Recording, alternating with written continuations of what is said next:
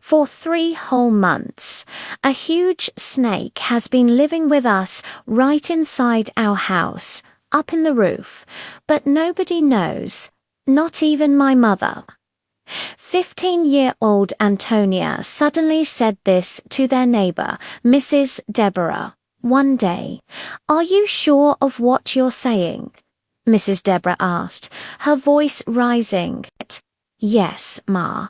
Why didn't you tell anyone? Does your father know?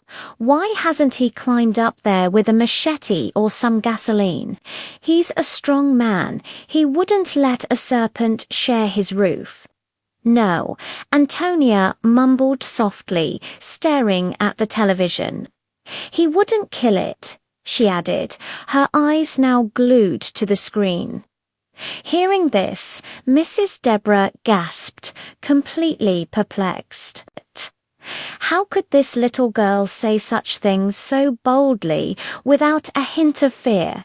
But she managed to dismiss it. "Maybe it's just from one of those movies she always comes here to watch," Mrs. Deborah thought to herself.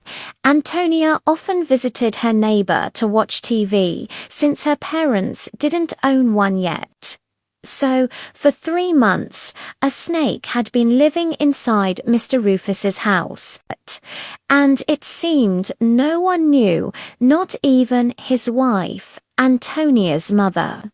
Mrs. Esther, many nights Antonia had seen her father going into the visitor's room.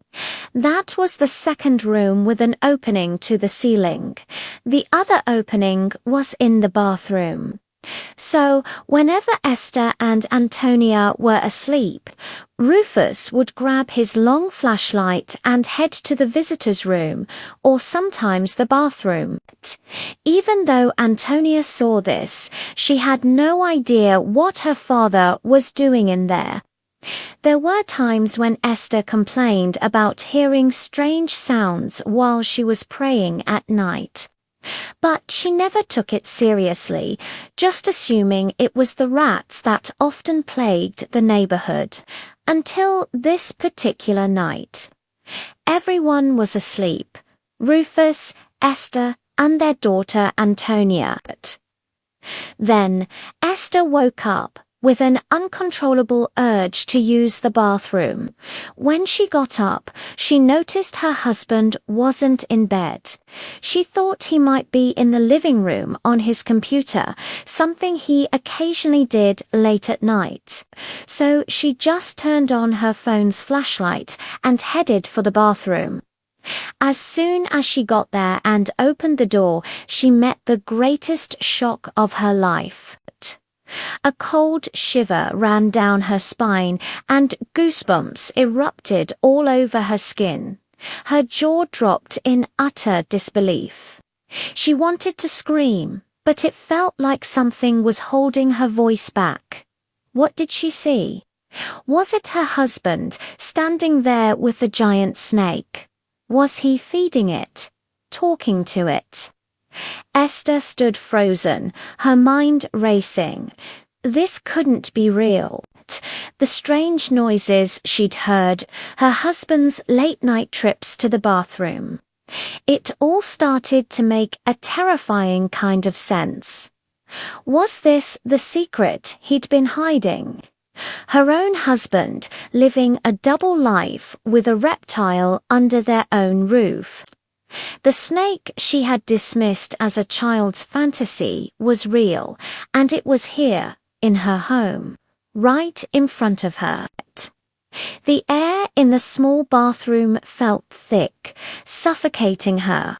She could feel her heart pounding against her ribs, a frantic drumbeat in the dead of night. She was trapped in a nightmare, and she couldn't wake up. What happens next is something you won't want to miss. Does Esther finally find her voice and scream? Does she confront her husband? Or does the snake make the first move? The shocking conclusion to this story is coming up in our next video. Make sure you subscribe and turn on notifications so you don't miss out on what happened that fateful night. You think you know the people you live with, but you never really do. Thanks for watching, and we'll see you in the next one.